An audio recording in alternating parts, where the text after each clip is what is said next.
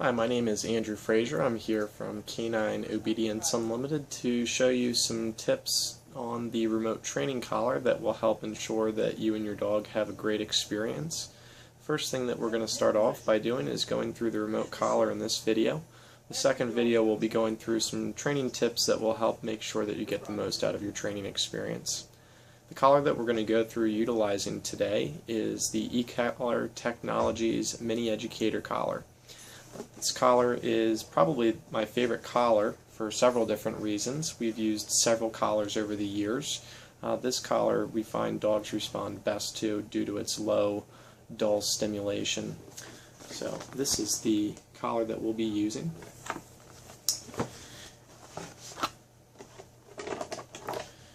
The first portion of the collar that we're going to go through is your remote. Your remote is fully waterproof. You've got a half-mile range. It will go through windows, walls, and doors.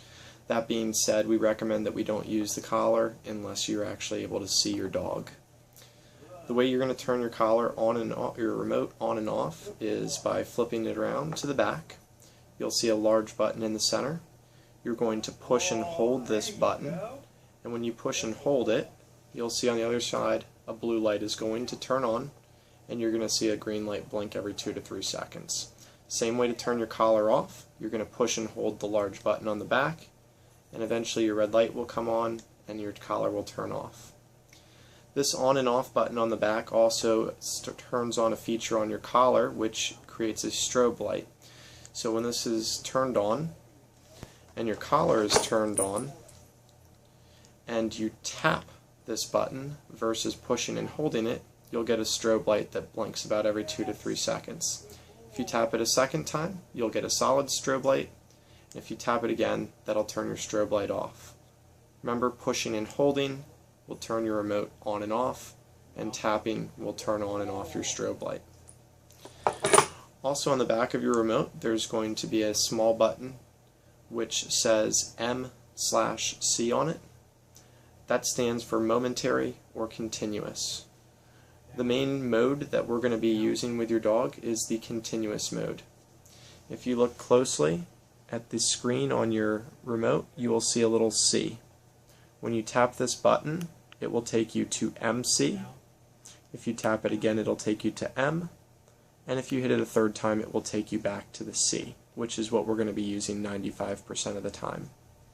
What C stands for is continuous, which means that when you push these two buttons on the side of your remote, that your dog is going to receive continuous stimulation until you let off of the button. The black button here goes off on the level that you have set on your remote until you let off of the button. Your red button does the same thing, but it's going to take you up 20 levels from the number that you're set at, which is a correction button. The red button is something that you will very rarely use, but we don't want you to be afraid of using it at the same time. Mainly you're going to be using your black button. The third button that you're going to see on your remote has a T on it. The T stands for vibration. When you hit this button, it's going to cause your collar to vibrate like a cell phone.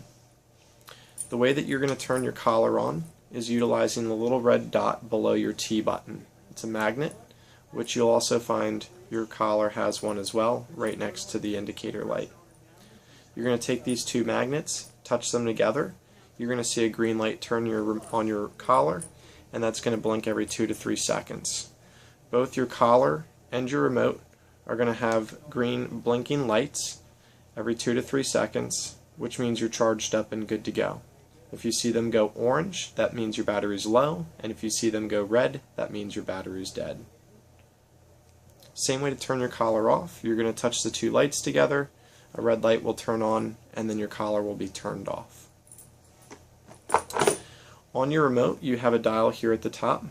The dial is going to control the intensity of your collar. So when you turn this collar on, it's going to be usually at 0, which is the best starting point. You'll adjust this number to the level that works best for your dog, which your trainer will talk to you about individually. As you turn this dial up, it'll go from 0 all the way up to 99, and at the highest it'll say high. That being said, there's not a level on here that can physically damage your dog in any way, shape, or form. We want to use the lowest level that it takes to get your dog's attention. On the back of your collar, your remote, you have a charging port, which is where you plug your charger into.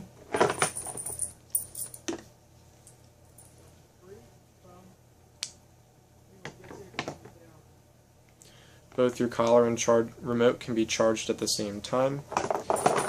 Your charger plugs right into the wall. You have a Y adapter. It doesn't matter which one goes to which. It'll take about 2 hours to charge your collar up from dead. We recommend that you charge your collar every other day, and this way you don't run into a dead battery in the middle of the day when you need it.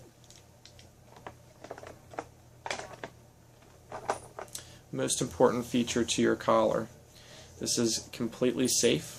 As I mentioned, there's nothing that can come out of this that will hurt your dog in any way, shape, or form. That being said, this strap is made out of plastic-coated nylon. It does a very good job of trapping moisture against your dog's skin. This collar should never be left on for longer than 8 hours in one sitting if you have a dog with very sensitive skin. My dogs tend to have very durable skin and are not sensitive to collars, so they can wear it for closer to 12 to 14 hours without an issue. But for a dog that has little hair or has very sensitive skin, you want to be taking this collar off every few hours to give them a break. It's also very important that if your dog gets wet, that you're making sure that you take the collar off of your dog after they finish swimming or going in the water. Dry them off, dry the collar off fully before you put the collar back on. Otherwise, you may find that your dog has a little rash on his neck from the moisture being trapped against the skin, no different than a baby's diaper.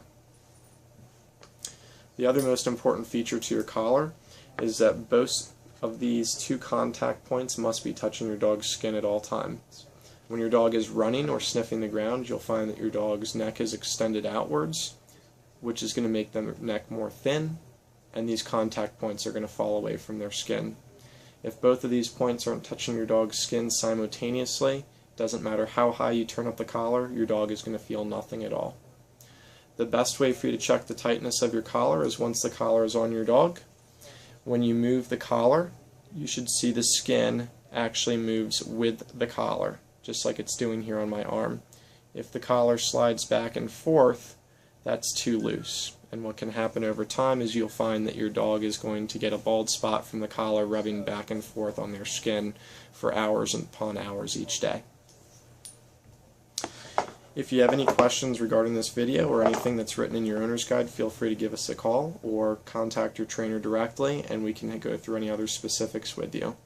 Thanks for joining us.